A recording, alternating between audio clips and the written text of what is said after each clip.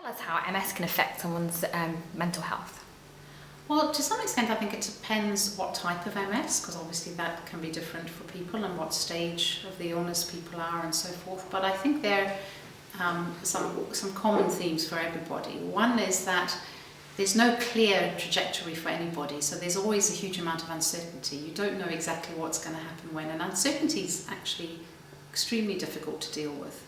And we all like to have some amount of predictability in our lives, and actually, in fact, none of us have that. But I think with MS, that's challenged even more, because no doctor can say to you, in 10 years' time, this is what it's going to look like.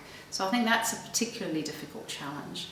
I think the other thing for many people, particularly diagnosed with relapsing remitting MS, is that you're diagnosed at a time of your life where you're really not expecting to have a chronic long-term condition.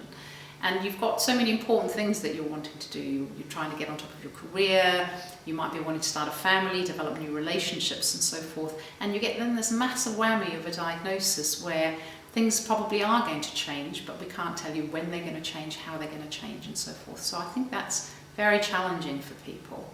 And then there's the unpredictability, particularly with relapsing remitting disease. Sometimes you can have very long periods of time actually where you're feeling great.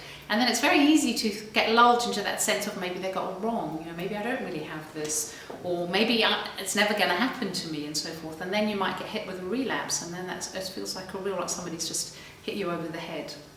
So it's dealing with that. And then I think also very difficult, dealing with all the very difficult symptoms that can be thrown at you. So just managing symptoms day to day can actually be very challenging for people.